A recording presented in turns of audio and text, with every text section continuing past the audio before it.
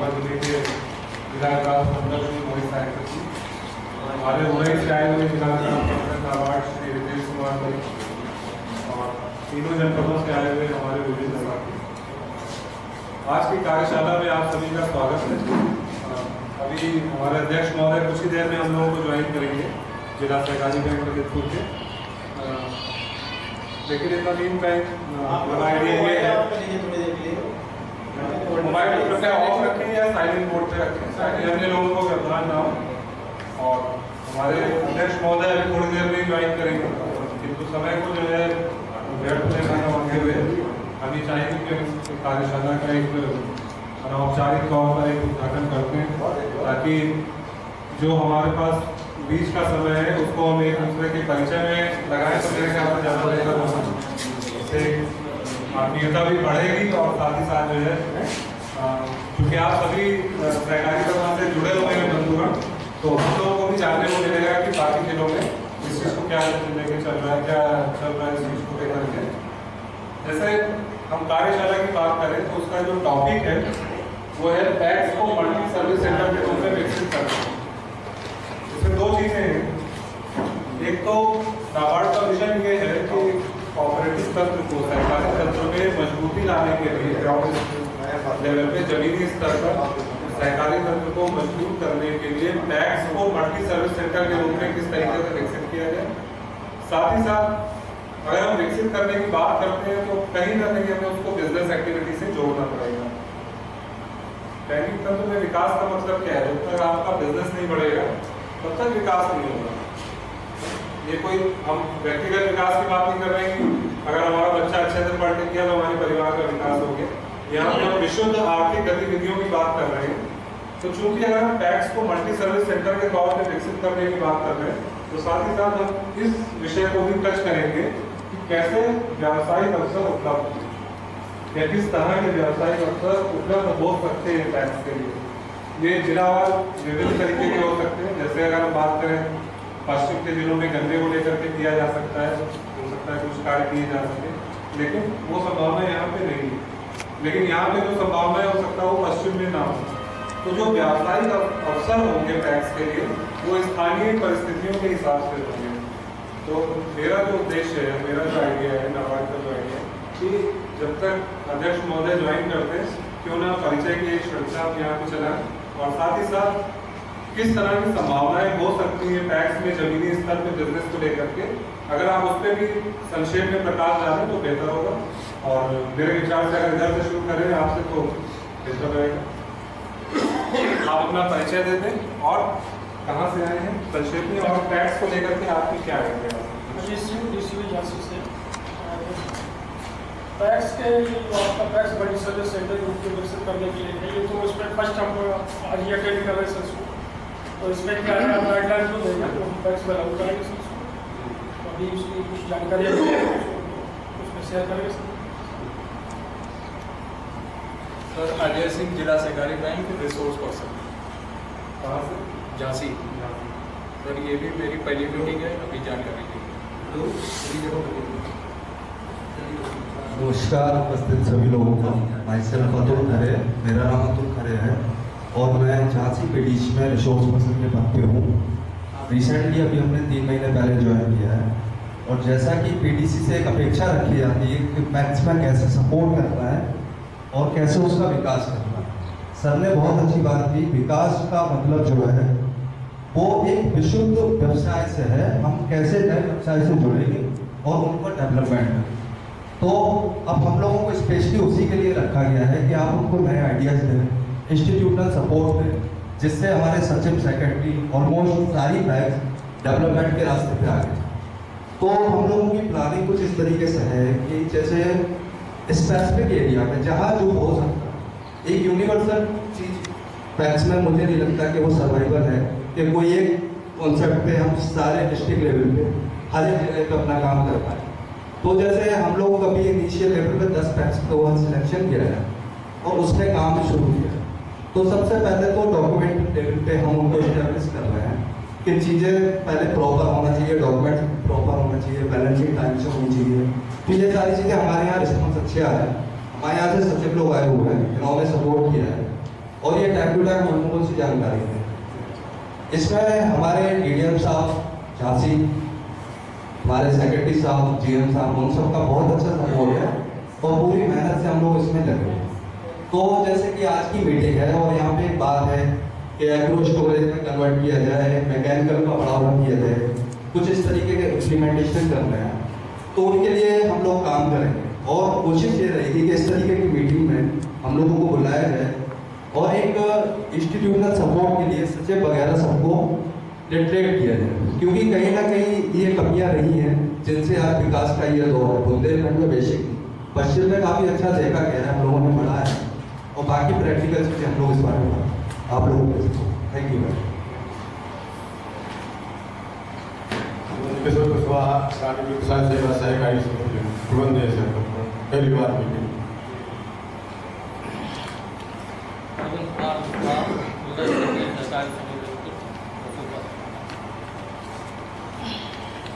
योगेंद्र सिंह परियार, सकराल साधन सहकारी समिति। अर्जुन सिंह तोमर, सचिव पटेल साधन सहकारी।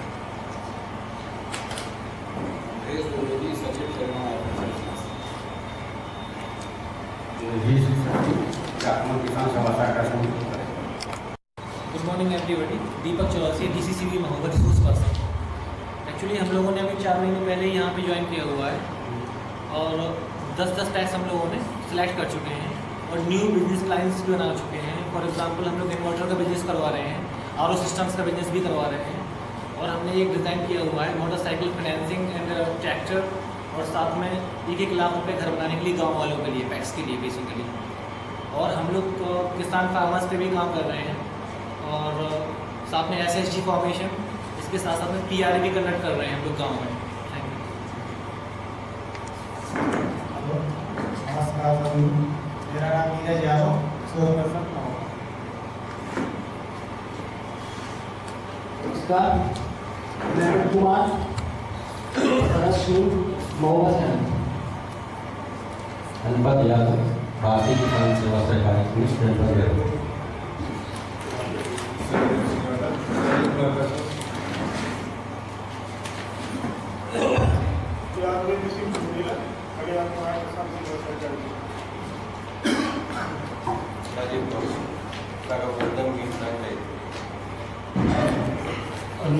जिला सहकारी। जैसा कि अभी मल्टी लेवल सर्विस सेंटर के रूप में यहाँ पे ये कार्यशाला लगी हुई है, तो ये कि अपने पैक्स के लिए एक नए व्यवसाय के रूप में रहेगा। हमारे महेश साहब की जमीन को दे दी गए थे इसी वो विषय में, तो हम लोग यहाँ कार्यशाला करके आए हुए हैं, तो हमारे लिए ये अच्छा रहेगा।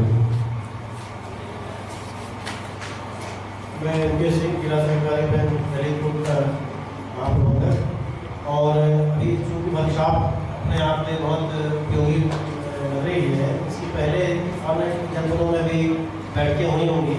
जिन लोगों ने उसमें प्रतिभाग लिया था वो भी अपने अनुभव बांटेंगे और इस स्तर से भी डीडीएम साहब और विभिन्न जनपदों के अन्य डीडीएम साहिबान जो आए हैं वो आपको इसमें दिशा निर्देश अपने सुझाव भी देंगे और आपसे सुझाव मांगेंगे। मैं समझता हूँ अभी पहले अपनी बात कहने के बजाय जब चर्चा दौरान मेरे पास एक प्रश्न भी है और उस पर मैं चाहूँगा आप लोगों से कि आप अपनी जानकारियाँ और अपने अनुभव साझा करेंगे और मैं भी कुछ सीखूँगा ही, चूँकि मेरे लिए अभी पहली वर्कशॉप इस पर है। एक प्राइमरी लेवल पे काम हम लोगों ने ये किया था, जब इससे पहले मैं फरुखाबाद में था तो कुछ समितियों का चिन्हांकन हुआ था। इसमें स्वाभाविक है कि जब आप बहुत मल्टी एक्टिविटी में जाते हैं, डाइवर्सिफिकेशन में जाते हैं, तो सबसे पहले आप उन समितियों को चुनते हैं जिन लोगों ने सेलेक्ट किया होगा, उन्होंने भी ध्यान रखा होगा कि उनका इंटरनल रिसोर्सेज उनमें हो, उनका अपना मार्जिन हो, उनके पास अपने फंड हो। क्योंकि जो बैंक, जो समितियाँ जो परंपरागत व्यवसाय कर रही हैं, उर्वरक व्यवसाय कर रही है, नगद ऋण बांट रही है, ये अमूमन देखिए तो आप कि केवल और केवल जिला सहकारी बैंक पर डिपेंड कर रही है। अब जब आप आगे डाइवर्सिफाई करना चाह रहे हैं तो जाहिर है आपको पहले के बिजनेस से कोई मार्जिन क्रिएट करना चाहिए, अपना और रिसोर्स संसाधन बढ़ाने चाहिए। इसके लिए मैं सुझाव सिर्फ आप लोगों को ये दूंगा, आप पहले के मुकाबले तकनीकी दिक्कतें भी खत्म हो गई हैं। पहले मिनी बैंक का कॉन्सेप्ट था, हम लोग उसको जब बैंक में करते थे तो आप महीने दर महीने उसकी सूचनाएं भेजकर वो आपसे मंगा के हम अपने को निवृत्त मानते थे। लेकिन सबसे बड़ा काम उसमें ये था कि आपके पास अपने लेवल पे संसाधन जुटाने का बहुत बड़ा मौका था। अब जबकि 2012 में संशोधन हो गया 2010 में दिसंबर में कि किसी भी समिति को पब्लिक डिपॉजिट नहीं ले सकती, क्योंकि बैंकिंग बिजनेस नहीं कर सकती है, लेकिन अपने सदस्यों से तो डिपॉजिट ले सकती है। तो सहकारी निक्षेप केंद्र के रूप में आप लोग ज़्यादा से ज़्यादा डिपॉजिट का बिजनेस करें।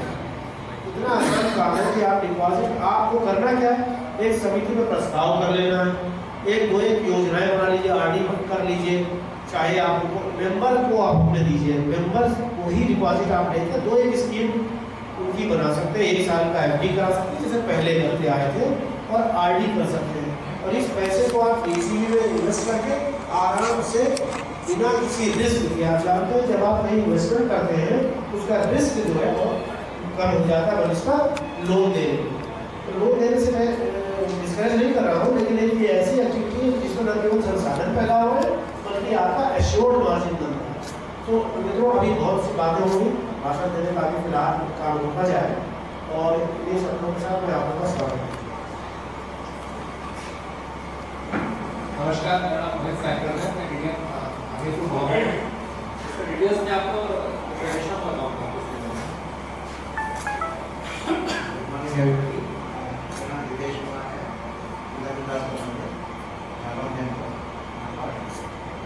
जैसे कि कॉपरेटिव सेक्टर में और कॉपरेटिव सेक्टर को मजबूत बनाना नाबार्ड का एजेंडा रहा है, और बैंक्स को आपके सेक्टर में कन्वर्ट करना, इसी एजेंडे का ही इस तरह से अपने रिसोर्सेज को भी यूज करते हुए, या जहाँ पे रिसोर्स नेट हो रहा है वहाँ नाबार्ड से देखते हुए इस तरह से अपने व्यवसाय को बढ़ाया जाए, उसको बहुविविध किया जाए।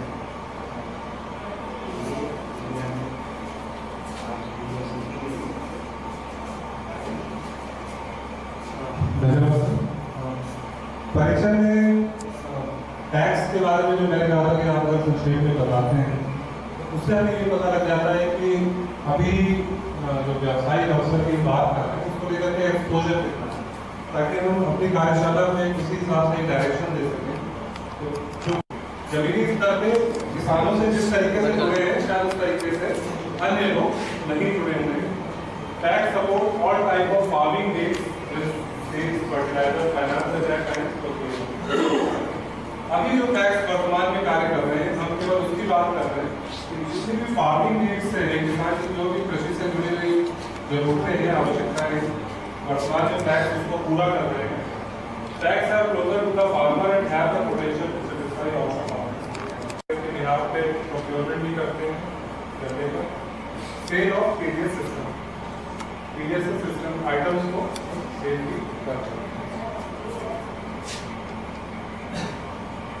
अब यहाँ से बात करते हैं कि टैक्स को एनएससी के तौर पर, जिसको मंडी सर्विस सेंटर कहते हैं, उसको एनएससी कहते हैं, टैक्स को एनएससी के तौर पर सपोर्ट की आवश्यकता क्यों है? Tax is not sustainable in SEO. केवल एसईओ की अगर हम बात करें तो मेरे ख्याल से शायद आज के युग में, आज के जमाने में टैक्स को उससे सस्टेन करना मुश्किल है। जैसे चल रहा है वैसे तो चलता रहेगा, लेकिन जो विकास की बात करते हैं तो शायद वो नहीं होगा जो प्रेजेंट सिस्टम है उसमें। After CBS, farmers need to conduct an analysis, so the idea of tax is so supply of needs is not happening. इसके बाद परिस्थितियाँ बहुत बदल गई हैं। जैसे नाबार्ड की इसीलिए ये कोशिश थी कि जो हमारे कोऑपरेटिव सहकारी बैंक है वो भी CBS में डलिया लेकर या बोरा लेकर के बैठना नहीं है। सवेरे आया, उसने टैक्स को बेच दिया, टैक्स उसको आगे सप्लाई कर दिया, बीच में अच्छा मार्जिन बन गया टैक्स का। छोटे वाले को फायदा ये है कि चीजें एज पर रिक्वायरमेंट मिल रही है, और किसान को फायदा ये है कि टाइम बच रहा है, वो अपनी फैमिली को टाइम दे सकता है, अन्य कृषि गतिविधियों को टाइम दे सकता है, और साथ ही साथ उसको उपज का रेट भी मान लीजिए वो बेचता है, जो 50 लोग आएंगे 50 से भाव करते हैं, end of the day distress cell की बात आ जाती है, सब्जी खराब होने लगती है, वो ऑनलाइन बेच करके आता है। ये सारी चीज़ों से रोकने को लगे। टैक्स को फायदा क्या, ये बिजनेस मॉडल है, आगे वो मार्केट से जुड़ा हुआ रहता है, सीधे उसके होने को इस तरीके का यहाँ पे सोचा जा सकता है। या जितनी एरियाज में इस तरह की संभावनाएं हैं उनको ये सोचा जा सकता है कि वेजिटेबल्स में सप्लाई टू मॉल। अब मॉल की मत चाहिएगा, मॉल के यहाँ कुछ भी हो सकता है। यहाँ पे हम बात कर रहे हैं छोटी मोटी एजेंसी, जैसे मान लीजिए ट्रैक्टर की रिपेयरिंग कर रहा है, कोई बड़ा डीलर मान लीजिए यहाँ पे बैठा है, वो ये चाहता है कि ये टैक्स जो है 8-10 गाँव के बीच में इसको टैक्स की अच्छी लोकेशन है, अगर यहाँ पे महिंद्रा कंपनी का एक छोटा सा सर्विस सेंटर बन जाए तो सबको फायदा है।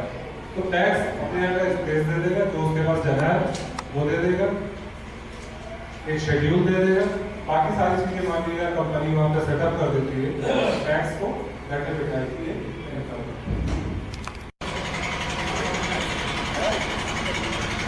अध्यक्ष महोदय श्री पूर्व जी प्रभाव के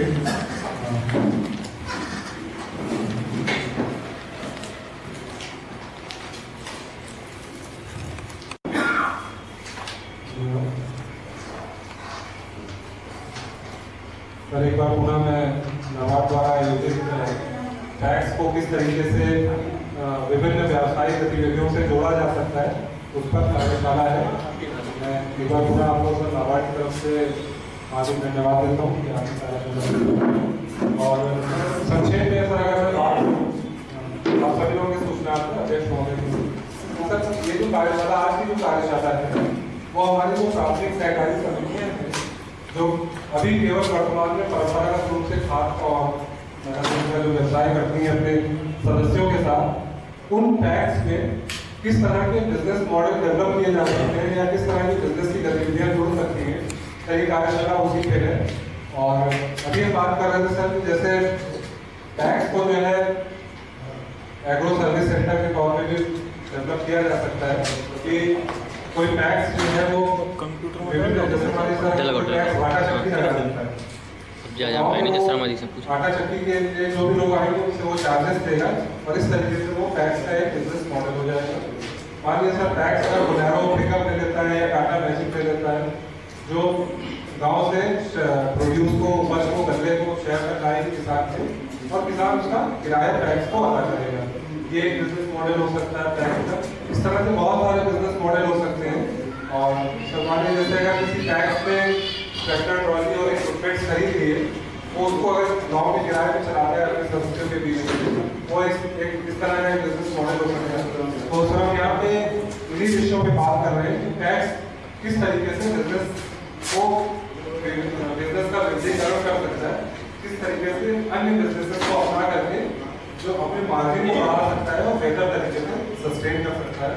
तो उसी में सर बात हो रही थी कि जैसे जो सेमी अर्बन टैक्स है ये में सेटअप कंज्यूमर स्टोर और सीमेंट स्टोर, मान लीजिए अगर कोई शहरी जो टैक्स है उसके बाद अगर जगह है तो वो सीमेंट का कार्य कर सकता है या मॉल के तौर पे कार्य कर सकता है, मॉल का मतलब दुकान के तौर पे कार्य कर सकता है और जो भी मार्जिन है वो निश्चित तौर पर उस टैक्स का ही, इसके लिए जो भी वर्किंग कैपिटल है वो नाबार्ड उपलब्ध कराया है। तो इसके फंड वाला यहाँ पे कोई भी इशू नहीं है। यहाँ पे हमें केवल ये देखना है कि हमारे लिए कौन कौन से बिजनेस के मॉडल हो सकते हैं हमारे उस विशेष टैक्स के लिए जो आपने डिमांड की। टैक्स में setup solar mini grid for distribution of electricity to members setup fix cost. Solar को लेकर के आजकल भारत सरकार का भी हमारे राज्य सरकार का एक बड़ा जोर है। आपके सूचनार्थ है कि 30 मेगावाट का जो राज्य सरकार के पहल पर जो है 30 मेगावाट का एक सोलर ग्रिड यहाँ पे लगने जा रहा है बिल्कुल बाहर हाईवे पे, जो अपनी तरह मेरे ख्याल से बुंदेलखंड का पहला होगा। सोलर को लेकर के संभावनाएं बहुत सारी, साथ ही कोई एक्टिविटी आप ऐसे भी देख सकते हैं जो जिसका कोई इसका स्कोप है लेकिन आसपास कोई नहीं है आपके। जैसे टेंट हाउस की हमने बात की थी, हमारा लखीमपुर में जो कॉम्पिटिटर था नजदीक था वो 22 किलोमीटर दूर रहता है, हमारे पास तो 22 किलोमीटर का एडवांटेज था जिसका उस टैक्स से फायदा उठाया और अपना टेंट का व्यवसाय डाल दिया। उन्होंने चुका दिया है सर वो और वो दोबारा एक पूरा सेट टेंट का देने जा रहे हैं ताकि ये सब वो दो डिमांड को पूरी कर सके। तो किस तरह की व्यवसाय हो सकते हैं, जैसे श्री साहब ने जनरेटर का उदाहरण दिया, पता लगा बाहर से जनरेटर किराए पे ले रहे हैं, बातें भी सुन रहे हैं। अगर हमारी कोई टैक्स ही नहीं देती जनरेटर, वही किराए पे लग जाता है, टैक्स की वो एश्योर्ड इनकम हो जाती है और उसी तंत्र में वो पैसा रह जाता है, तो पैसा बाहर में जाता है, वो हमारे स्टाफ नहीं कहीं ना कहीं प्रॉफिटेबिलिटी में जुड़ जाता है। इस तरह की चीज़ें हैं। और किसी का कोई सुझाव किसी बिजनेस मॉडल को लेकर के? सर इसको एम्प्लॉयमेंट जनरेशन से, मतलब रोजगार के अवसर पैदा करने से भी जोड़ा जाए। मतलब पैक्स को अधिकार हो कि वो इसको मेंटेनेंस के लिए अपने किसी एक एजेंट को या किसी को भी उसका मेंटेनेंस भी होगा और पैक्स की इनकम भी श्योर जनरेट होगी। देखिए वो जैसे मैंने बात की थी कि मानिए कोई ट्रैक्टर का डीलर है, वो एक छोटा सा सर्विस सेंटर वहाँ पे डालना चाहता है, तो उसके लिए जो मैकेनिक चाहिए, पैक्स का जो सचिव है वो एक्सपर्ट नहीं है गाड़ियों का, तो वो डेफिनेटली कहीं ना कहीं से एम्प्लॉय करेगा, क्योंकि एम्प्लॉय करेगा उसको सैलरी देगा या प्रॉफिट शेयरिंग पे रखेगा, वो आपका अपना अरेंजमेंट रहेगा टैक्स के स्तर पे, नाबार्ड का इंटरफेरेंस नहीं रहेगा उसमें, तो इस तरीके से वो एम्प्लॉयमेंट जनरेशन को करेगा। जैसे हमने एग्री इंफॉर्मेशन सेंटर की बात की थी कि मान लीजिए अगर हम किसी एग्रीकल्चर ग्रेजुएट या पोस्ट ग्रेजुएट को जोड़ते हैं और उसके साथ जो भी इनकम टैक्स करेगा प्रॉफिट शेयरिंग करेगा, तो कहीं ना कहीं एम्प्लॉयमेंट जनरेशन होगा ही होगा। टेंट का व्यवसाय है या बोलेरो पिकअप का व्यवसाय है, ड्राइवर आपको या 2 ड्राइवर आपको रखने ही पड़ेंगे, तो जाहिर सी बात वो टैक्स ही हायर करेगी। या टेंट का व्यवसाय 4 लड़के चाहिए जो ढाबा में उसको डाल के दे रहे हैं, तो कहीं ना कहीं एम्प्लॉयमेंट जनरेशन, तो उसमें कोई मनाही नहीं। निश्चित तौर पे आप व्यवसायिक गतिविधियों को बढ़ाएंगे तो लोग भी बढ़ेंगे, लेकिन बस हमें वही देखना है कि क्या ये वायबल बिजनेस मॉडल है। आज हम जिस स्टेज पे है, क्या हमें उसे एक कदम आगे ले जा रहा है या एक सीढ़ी ऊपर ले जा रहा है? अगर ले जा रहा है तो यस, निश्चित तौर पे ये वायबल मॉडल टैक्स के लिए है। और किसी का कोई सुझाव, कोई बिजनेस एक्टिविटी या और कोई सुझाव प्रेजेंटेशन को लेकर के, या कोई भी प्रश्न हो किसी के दिमाग में?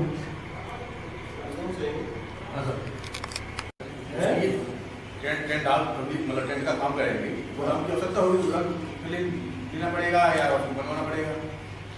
इसमें आप एक बात जानते हो कि अंदर जब भी आप कोई काम करने जाते हो तो आप ये पता करते हैं कि इसमें हमें किस सीमा, टेंट हाउस बहुत बृहद एक वो है, आपको ये देखना है कि जिस क्षेत्र में आप काम कर रहे हैं, जब ये बात हम लोग कह रहे हैं कि हम छोटे से स्टार्ट करें, तो हम एक पहले आप एक इंटीग्रेटेड मॉडल ना दें कि हमसे टेंट भी ले लो, जनरेटर भी ले लो, बिजली भी और गाना भी सुनने का डीजे लगा दें।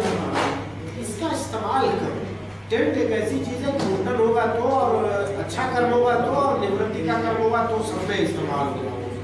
तो टेंट शामियाना जिसको कहते हैं, प्लास्टिक की कुर्सियाँ, ठीक है, मेज फोल्डिंग, चांदनी गद्दा बिस्तर, ये इस तरीके के हैं कि आपने एक यूनिट ऐसे दे दी कि भाई ठीक है हम इसको इतना करेंगे।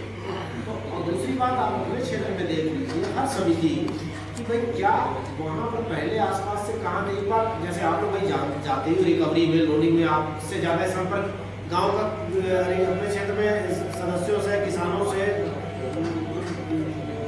जो लोग रहते हैं उनसे किसका हो सकता है, आपसे अगर कोई नहीं, तो आप ये जिक्र कर सकते हैं कि भाई हम सोसाइटी एक विचार कर रही है कि कुछ हम टेंट हाउस खोले, तो देखो आपको आपके पास बैठने की इच्छा में और आपको अपनी बात समझाने के लिए कितने आपको फीडबैक मिलते हैं।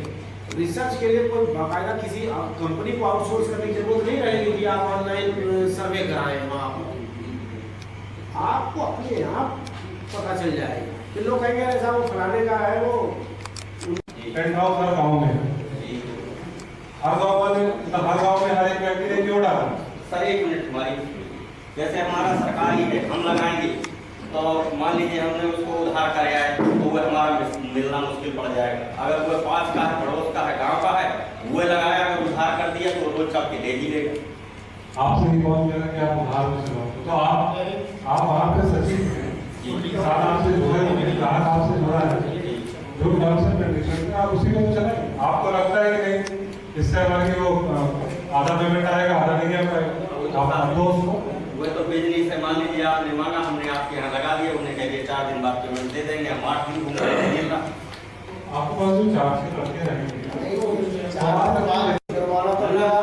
हम ये कह रहे हैं कि आप यहाँ जानते हैं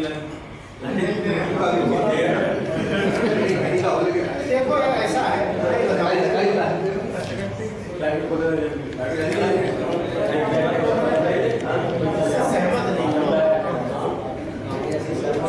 इससे मैं सहमत नहीं हूं। है क्या, कोई भी आदमी अपना दिया पैसा किसी को छोड़ रहा है? बताओ, बोलिए। सुना ना, समिति का बकाया 65% है। तो फिर भी तक आप अपने समिति के काम को अपना काम समझो, देखो छोड़ोगे ही नहीं, पहले तो उधार दोगे नहीं। विभाग की तरफ से आए हुए विभाग बैठक में हमारे साहब और विभाग के डीएम साहब, सभी हमारे कोऑपरेटिव परिवार के साथियों, झांसी से आए हुए, हम आपका स्वागत करते हैं कि आप आके हम लोगों की बात सुने और हमें कुछ विचार मिले होंगे, नहीं मिले होंगे तो हमें मिल जाएंगे। ये तो आप लोग तय कर लो तो वैसे चल जाएगा। हम चाहते हैं हमारे जिले में 4-5 सोसाइटी ऐसी है कि वो करेगी तो चल जाएगा। जागरण नंबर 1 पे चल सकता है। कैसे चल सकता है? जागरण में बहुत बड़ा सिलेबस का व्यापार है और होते एक हफ्ते में उनका हफ्ता मिलता है और पूरा लेबर आती है हफ्ते के बाद अपना सौदा करने के लिए।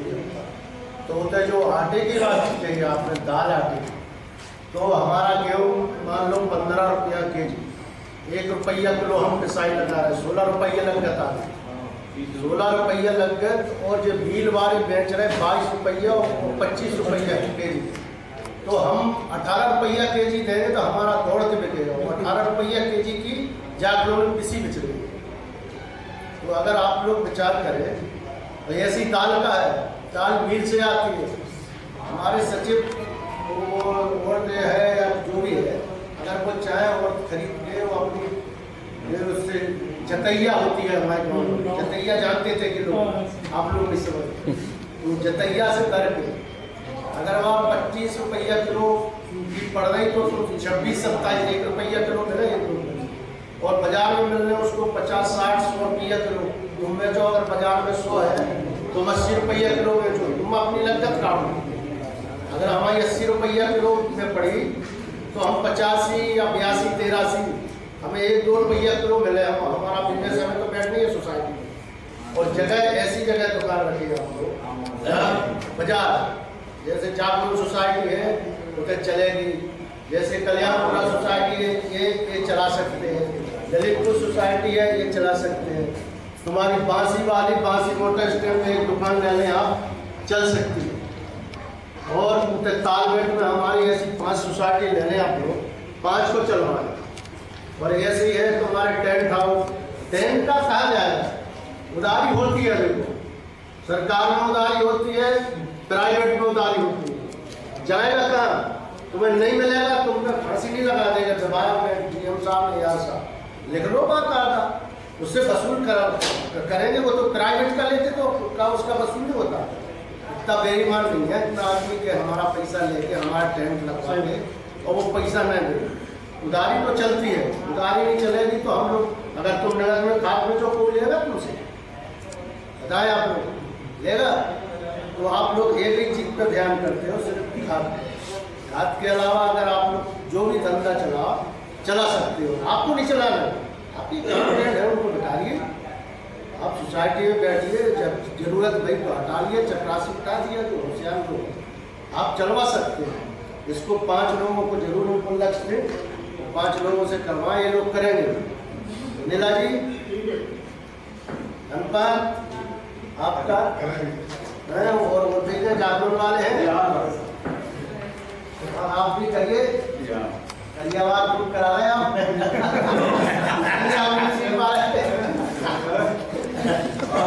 और एक तालगट खादी है। अभी तो हमने 5 समितियों को लिखा था, लेकिन हम सोचते हैं कम से कम। अच्छा, उसमें मेहरौनी भी आ सकती है, ठीक है? मेहरौनी एक तहसील स्तर का कस्बा है।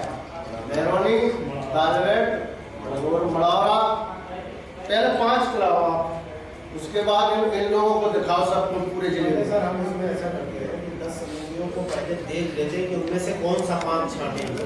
ठीक, पहले 10 को छांट के उनमें से 5 हम ले लेते हैं। ठीक है, देख लीजिए। इनकी भी सहमति, आप लोग आए, हमारी बात सुनी, आप लोग हमारी बात पर सहमत हुए। मैं सबका धन्यवाद करता हूँ, आपको सबको धन्यवाद।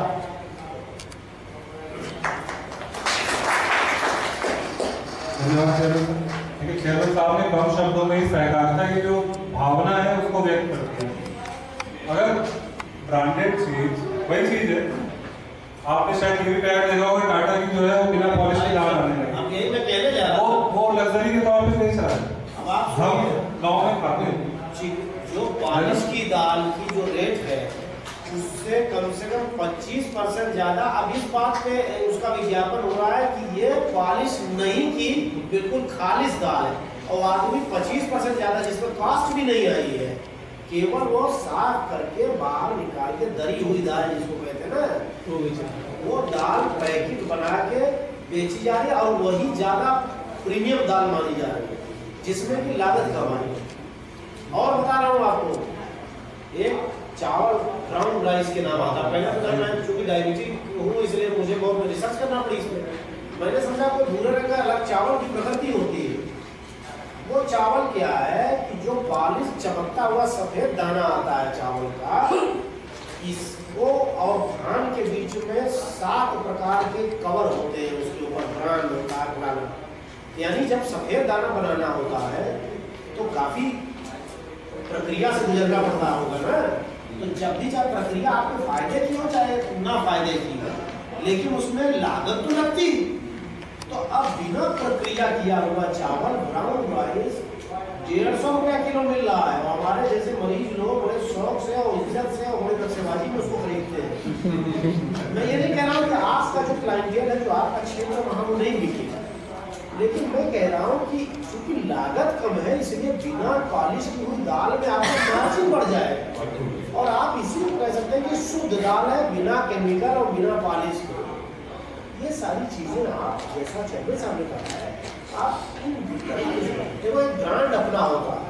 पतंजलि ने इतना अरबों रुपए का बिजनेस करती है, और जानते हैं चेयरमैन साहब जो शहद 400 रुपया किलो मिलता है या 450 रुपया किलो का डाबर का, वही क्वालिटी 50% पे देते हैं। या तो वो फर्जी बनाए हुए मानो, नहीं तो आप सोचिए कि उनकी कोई ओवरहेड नहीं है, वो डायरेक्ट सेलिंग कर रहे हैं तरीके से और क्वालिटी मेंटेन जेल बिल्कुल कितना वो बचा। मेरे कहने का मतलब कि भाई आपको कम दूरी में अप्रोच करना, आपको पूरे हिंदुस्तान के लिए मार्केटिंग नहीं करनी, और उन्हीं सदस्यों से आपका संपर्क बढ़ेगा। वो कहेगा यार ये बढ़िया है, सचिन साहब कर गए और वो देखो आटा दाल अपना वो ले आए, और ऐसे छोटे छोटे से बढ़िए 4 चीज आज रखना है तो कल माल उनकी भी उपभोग की आवश्यकताएं होंगी, उनकी भी कंजम्पशन होगी, वो भी आटा दाल चावल बिस्किट चीनी तेल घी इन सब चीज़ों का उपभोग करते हो। कुछ चीज़ें शायद घर पे मिल जाती होंगी, कुछ तो करेंगे। तो हमारा जो क्लाइंट बेस है, जो हमारा क्लाइंटेल है, हमारा क्लाइंटेल बहुत छोटा सा है। आप उसके रिक्वायरमेंट को प्रोसेस करने की कोशिश करेंगे, आकलन करने की कोशिश करेंगे। आपको लगता है कि 1.5 लाख रुपए के बिजनेस का अगर कुछ एक्टिविटी का एक बनाते हैं मॉडल, उसका पोटेंशियल है, तो आप 1.5 लाख दे देंगे। जरूरी नहीं कि आप 5 लाख या 10 लाख रुपए की हाई फाई मॉल खोल दीजिए और जैसे जिन साहब बता रहे थे कि वो 6 साल के बाद फेल हो गया। उसमें हमें नहीं जाना, हमें नीचे से शुरू करना है। नाबार्ड का सपोर्ट हमेशा बना हुआ है।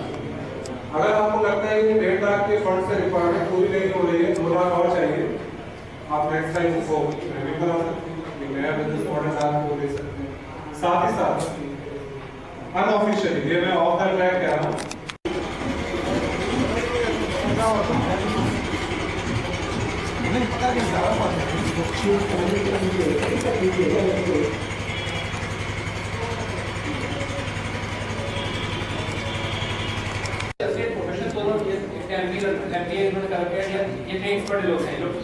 लगे हुए थे, आप भी कहीं ना कहीं लगे होंगे पहले से।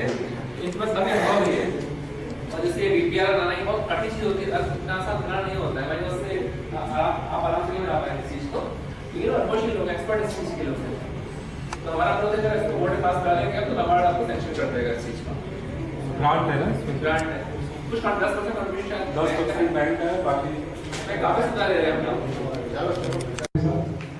मेरा अनुरोध है जीएम साहब से, अध्यक्ष महोदय से, अगर आप पीडीसी सर यहाँ पे स्टैब्लिश करते हैं तो क्योंकि 90% ग्रांट अवार्ड नहीं रहा है तो उसको बड़ी सुविधापूर्वक जो है सर चलाया जा सकता है। और क्योंकि अब मेरे ख्याल से ललितपुर भी उस गियर में आ चुका है जहाँ से हम शायद पैक्स को एनएससी के तौर पर लेने की शुरुआत कर चुके हैं, तो पीडीसी निश्चित तौर पर उसके लिए थोड़ा उपयोगी साधन सिद्ध होगा। बाकी डीपीआर के लिए ललितपुर जनपद में जीएम साहब मेरा व्यक्तिगत अनुरोध है कि मैं हमेशा उपलब्ध हूँ। आपको अगर लगता है कि डीपीआर के लिए किसी भी तरह की कोई भी सहायता चाहिए तो आप मुझे कभी भी कॉल कर सकते हैं, मेरी पूरी मदद रहेगी। इनफैक्ट अगर आपको लगता है कि आरोप से भी आपको कोई मदद चाहिए तो मैं उसके लिए भी पूरी कोशिश करूँगा। अब अगर हम डीपीआर की बात करते हैं तो डीपीआर में कुछ चीज़ें अनिवार्य रूप से आएंगी। जब हम टैक्स के लिए बिजनेस मॉडल भेजेंगे उस डीपीआर में कुछ चीज़ें अनिवार्य रूप से आएंगी, जैसे बेसिक डिटेल्स टैक्स की क्या रहेगी। टैक्स श्री राजेश यादव जी उपाध्याय सहकारी बैंक आ चुके हैं और मैं आपका हार्दिक स्वागत करता हूँ।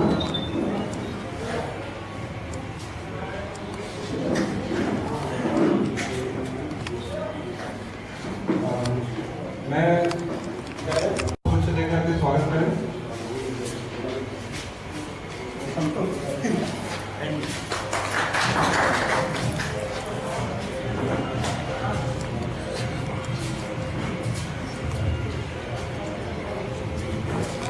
कैपिटल का मिशन हो गई, जाहिर सी बात है मुझे बड़ा अनिवार्य घटक रहेगा उसका capitalisation of one project cycle. अगर आप कोई प्रोजेक्ट के लिए फंड लेते हैं तो उस पूरे फंड का एक साइकिल क्या है। जैसे हम टेंट हाउस की बात कर रहे थे तो अभी बातचीत में निकल के आ रहा था कि 2 साल है सर आते ही आते हैं, तो आप भी मान सकते हैं कि सर अगर हम 2 साल में उसको निपटा देते हैं तो हमारे टेंट हाउस का एक प्रोजेक्ट साइकिल पूरा हो गया है। हम ये देख सकते हैं कि हमारे उस एक साइकिल में 1 साल के 2 साल सीजन में किस तरह की इनकम या प्रॉफिट निकल करके आया है। प्रोडक्शन, अगर प्रोडक्शन इन्वॉल्व है, लेकिन अगर वो अनुपात 1 में आता है यानी बराबर का मामला है, लेकिन वो स्थिति टैक्स के लिए प्रॉब्लम नहीं। भाई हमने आपसे कर्ज लिया, फिर इंटरेस्ट वापस करे दे रहे हैं, ठीक है, हमें कोई प्रॉफिट नहीं हुआ। हम ऐसा कितने दिन तक करेंगे? ये हमारे अन्य हमें खाना खाना उसका खर्चा लगेगा, हमें ट्रैवल करना है उसका खर्चा लगेगा, हमें कपड़े पहनते हैं उसका खर्चा लगेगा, हमें करते हैं उसको कवर कहाँ से कराएंगे। जब ये 1 से ऊपर जाएगा तब जो संस्था की खर्चा है वो कवर हो पाएगा, तब हम प्रॉफिटेबिलिटी मोड में आ पाएंगे। तो इसीलिए 1 से ऊपर अगर DSCR आता है तो हम ये मान के चलते हैं कि वो संस्था जो है इस स्थिति में है प्रिंसिपल प्लस दोनों रिटर्न कर पाएंगे। कोई प्रश्न?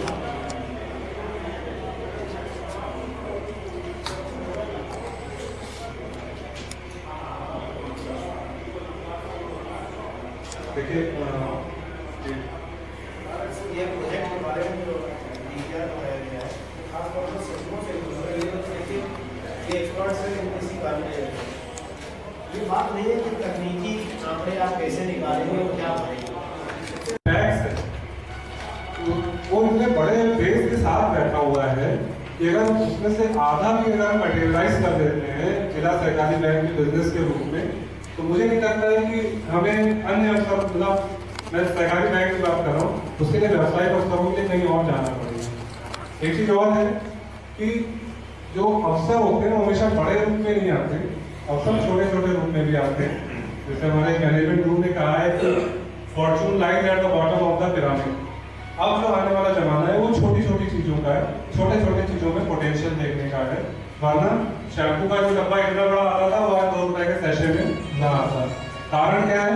अगर हम आज हिंदुस्तान लीवर के शैम्पू की बात करें तो सर उसका मोर देन 40% जो सेल है वो सैशे के रूप में, 60% जो है वो बॉटल के रूप में। तो अगर हिंदुस्तान लीवर अपने पूरे रेवेन्यू में, शैम्पू के रेवेन्यू में 40% का जो सेल है वो सैशे के रूप में प्राप्त कर रहा है, तो नो डाउट कि इतने बड़े क्लाइंट के बिजनेस के बेस के साथ कोऑपरेटिव बैंक जो है अपने फॉर्चून को तलाश नहीं कर सकता है, बिल्कुल कर सकता है। अन्य एक में बात कहता हूँ कि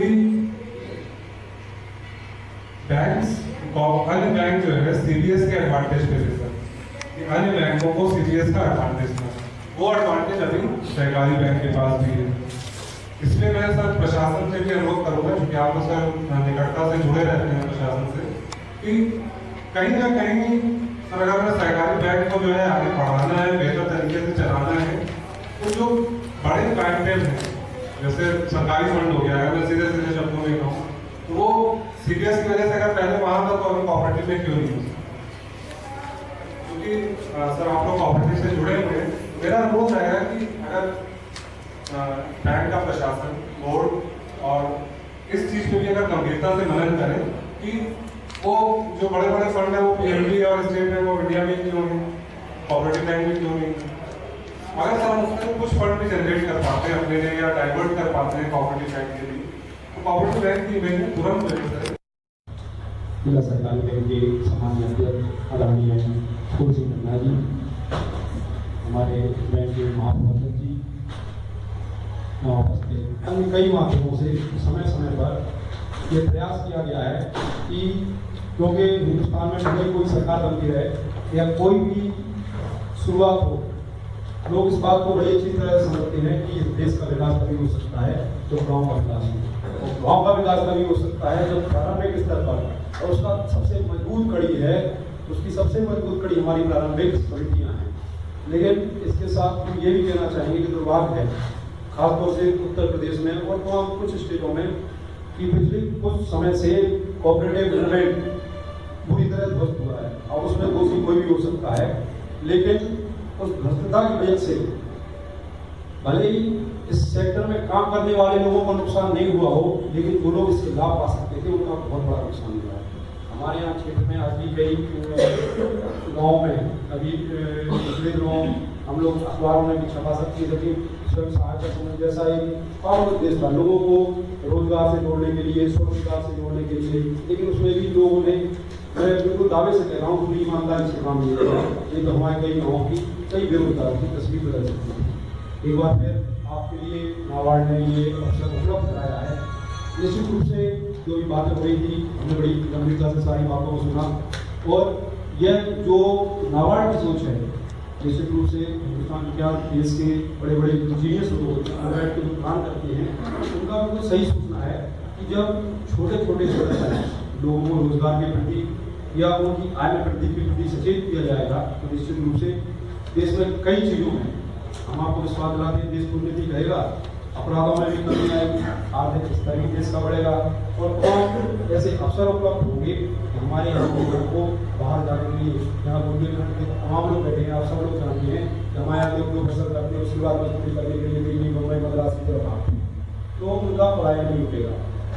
आप लोगों से हम कहना चाहते हैं अगर हम अपने कर्तव्य के प्रति ईमानदारी के साथ जो अवसर उपलब्ध कराए जा रहे हैं ये केवल गोष्ठी तक समाप्त न हो, जैसा कि महुआ ने बताया कि ये तमाम चीज़ों की खुशी हुई इस बात की। हम जो जीएम साहब हैं नाबार्ड के उनसे भी कहना चाहिए, आप समितियाँ तो चयनित कीजिए, एक दो गाँव भी चयनित कीजिए, उनको आदर्श गाँव में वहाँ कम से कम 4 और 5 आप अपने ऐसे प्रोजेक्ट कीजिए, जैसे आपने कहा थोड़ा रुपये भंडार के व्यवसाय के लिए या आटा चक्की के व्यवसाय के लिए या व्हीकल्स के लिए, तो एक आदर्श गाँव भी चयनित कीजिए जनपद में कि उस आदर्श गाँव में कम से कम 1 करोड़ रुपए का साल का पैकेज हो गया, इनका 30 लाख का हो गया। इन्होंने ऐसे शुरुआत की। हमारे पास भी उदाहरण होने चाहिए कि हम लोगों ने 2 लाख रुपए का ऋण लिया था, आज इनके पास 15 और 20 लाख रुपए की पूंजी है, 15 और 20 लाख रुपए का ये अपना व्यवसाय कर रहे हैं। तो ऐसे उदाहरण भी हमें पेश करने होंगे ताकि जब हमारी जीएम हो या कभी कहीं किसानों का कोई कृषक मेला हो या कोई गोष्ठियाँ हो, उसमें जो सामने बैठे किसान इस बात को समझेंगे कि उन्हीं की तरह कोई बीच से उठकर समृद्ध हुआ है, सक्षम हुआ है, उसके लिए प्रयास किया गया है, उसने योजना का ऋण का सदुपयोग किया है, तो और लोग इस बात के लिए प्रभावित होंगे तो निश्चित रूप से हमारा मकसद सफल होगा।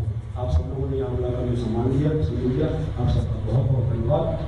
सोचना पड़ेगा, ये हम यहाँ पे फ्लो के रूप में देते हैं। मान लिया देखते हैं कि हमने 1 रुपया लगाया, अगले साल 1 रुपया 10 पैसा हो जाएगा, फिर वो 1 रुपया 10 पैसे इन्वॉल्व हो गए, 1 रुपया 20 पैसा हो जाएगा या 30 पैसा हो जाएगा। इस तरह से हम एक प्रोजेक्शन देते हैं कि अगर हम आज के डेट में प्रोजेक्ट स्टार्ट कर रहे हैं इस पूंजी से तो अगले 6 साल में हम कहाँ पर होंगे अगर सब कुछ सही चल रहा तो।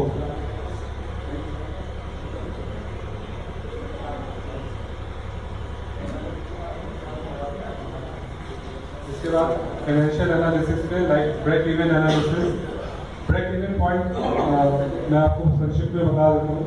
किसी भी प्रोजेक्ट में या किसी भी बिजनेस में ब्रेक इवन पॉइंट हम उसको कहते हैं जहाँ पे हम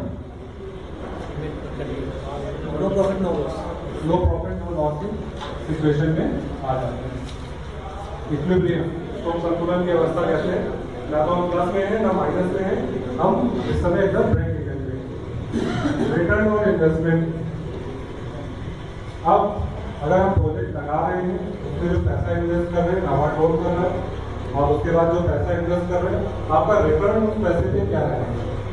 मानिए अगर हम ट्रेंड की बात कर रहे हैं, मानिए आपने 2 लाख रुपये का ट्रेंड का सामान ले लिया और चलाने लगे, एक प्रोजेक्ट साइकिल में मान लीजिए आपका 50,000 रुपया आ गया तो हमारा 1 साल का इन्वेस्टमेंट ये आ गया, मोटा मोटा बता रहे हैं।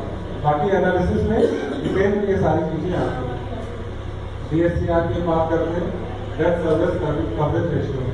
Debt service coverage ratio, debt service coverage ratio का जो मोटा मोटा तात्पर्य है तो ये है कि कोई भी टैक्स या कोई भी संस्था इस स्थिति में है कि नहीं है कि उसने जो लोन लिया है उसको वो विद इंटरेस्ट पे कर पाएगी या नहीं कर पाएगी। तो जो हमने डेट लिया है उसकी सर्विस करने के लिए, मतलब उसको सर्व करने के लिए जिससे हमने लिया है, जिससे हमने कर्ज लिया है उसको रिपे करने के लिए हमारे पास इंटरेस्ट प्लस प्रिंसिपल वो है कि नहीं, इसमें कुछ अनुपात होते हैं।